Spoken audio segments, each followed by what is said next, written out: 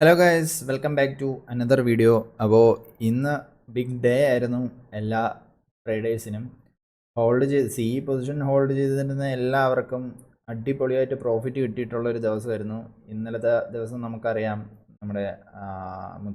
നമ്മുടെ പ്രധാനമന്ത്രിയും അതേപോലെ തന്നെ ഡൊണാൾഡ് ട്രംപും തമ്മിലുണ്ടായ ഒരു ധാരണയുടെ പുറത്ത് നമ്മുടെ ടാക്സ് USA വെട്ടി കുറച്ച് 18% ആക്കിയിട്ടുണ്ടായിരുന്നു.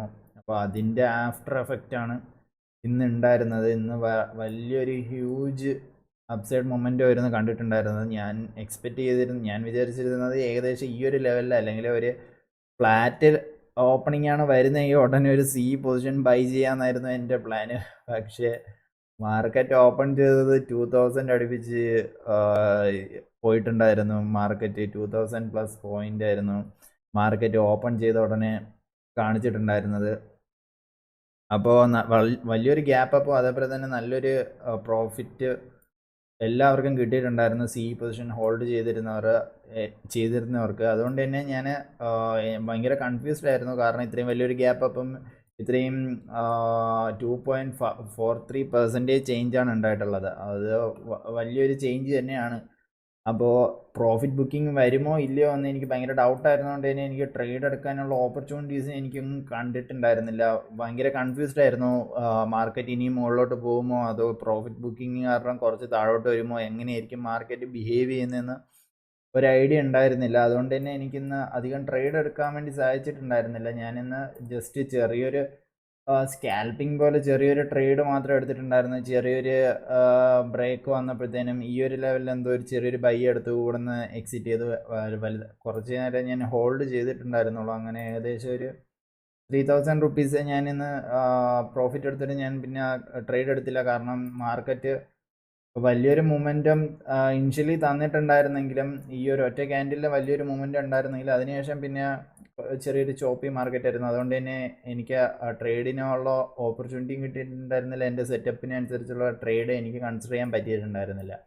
അതുകൊണ്ട് തന്നെ ജസ്റ്റ് വാച്ച് ചെയ്യാൻ മാത്രമാണ് ചെയ്തിട്ടുണ്ടായിരുന്നത്. ഇന്നലത്തെ ദിവസം നോക്കുകയാണെങ്കിൽ ഇന്നലെ ജസ്റ്റ് ബ്രേക്ക് ഈവൻ ആയിരുന്നു. അതുകൊണ്ടാണ് ഞാൻ വീഡിയോ ഒന്നും ഇടാത്തത്. കാരണം ഒന്നും ഉണ്ടായിരുന്നില്ല. ഒരു ട്രേഡ് എടുത്തു, 2 ട്രേഡ് ലോസ് ആയി, ഒരു ട്രേഡ് പ്രോഫിറ്റ് കിട്ടി. അങ്ങനെ ഇന്നലെ ബ്രേക്ക് ഈവനിൽ നിന്ന് എക്സിറ്റ് ആയിട്ടുണ്ടായിരുന്നു.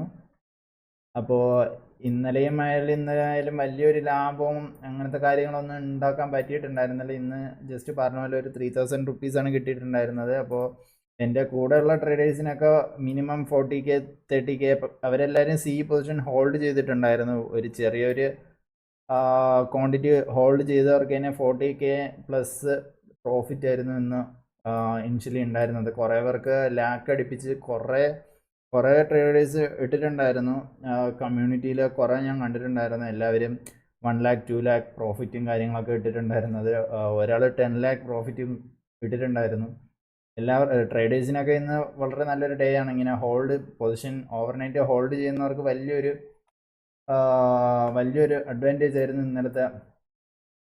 ഇന്നലത്തെ സംഭവം എന്ന് പറയുന്നത്. എന്തായാലും ഞാനിനി നോക്കുന്ന സമയത്ത് ഇനിയൊരു പ്രോഫിറ്റ് ബുക്കിങ്ങിനാണ് സാധ്യത കൂടുതൽ. കുറച്ചുകൂടെ മാർക്കറ്റ് ഒന്ന് ഡൗൺ സൈഡ് വന്നിട്ട് നല്ലൊരു ബുള്ളിഷ് മൊമെൻറ്റം തന്നെയായിരിക്കും ഞാൻ എക്സ്പെക്റ്റ് ചെയ്യുന്നത്. കാരണം നമ്മൾ ലോങ് ടൈം ഫ്രെയിമിൽ നോക്കിയാൽ തന്നെ അത്യാവശ്യം നല്ലൊരു ബുള്ളിഷ് മൊമെൻറ്റം ആയിരുന്നു നമ്മൾ കണ്ടിരുന്നത്. പക്ഷേ മോദിയും അതേപോലെ തന്നെ ഡൊണാൾഡ് ട്രംപിൻ്റെയും യുദ്ധഭീതിയും കാര്യങ്ങളൊക്കെ കൊണ്ടാണ് മാർക്കറ്റ് ഒന്ന് ആടി ഉലഞ്ഞ് ഈ ഒരു ലെവലിൽ എത്തിയതെങ്കിലും ഒരൊറ്റ ദിവസം കൊണ്ട് തന്നെ ഫുള്ളി റിക്കവേർഡ് ആയിട്ടുണ്ട്.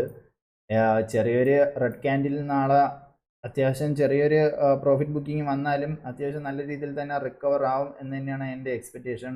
നിഫ്റ്റി എന്തായാലും ഓൾ ടൈം ഹൈയും ബ്രേക്ക് ചെയ്യും, ഈ ഒരു മാസത്തിൽ തന്നെ ഓൾ ടൈം ഹൈ ബ്രേക്ക് ചെയ്യും എന്നാണ് എനിക്ക് തോന്നുന്നത്. എന്തായാലും നമുക്ക് നോക്കിയിരുന്ന് കാണാം. എല്ലാ സ്റ്റോക്സും ഇന്ന് അത്യാവശ്യം നല്ല റാലി ആയിരുന്നു, ബുള്ളിഷ് റാലിയാണ് കണ്ടിട്ടുള്ളത്. എന്തായാലും ബാങ്കിങ്ങും അതേപോലെ തന്നെ എല്ലാ സ്റ്റോക്സിനും നല്ല രീതിയിൽ റാലി നമ്മൾ കണ്ടിട്ടുണ്ട്. അതേപോലെ തന്നെ ബാങ്ക് നിഫ്റ്റി ഓൾ ടൈം ഹൈയിലാണ് ഇപ്പോൾ ട്രേഡ് ചെയ്യുന്നത്. അപ്പോൾ എത്രത്തോളം എത്രത്തോളം പോകും എന്ന് നമുക്ക് എന്തായാലും നോക്കിയിരുന്ന് കാണാം. എന്തായാലും നാളത്തെ ട്രേഡിങ്ങിൻ്റെ വിശേഷവും കാര്യങ്ങളായിട്ട് ഞാൻ എന്തായാലും നാളെ വരുന്നതാണ്. Thank you.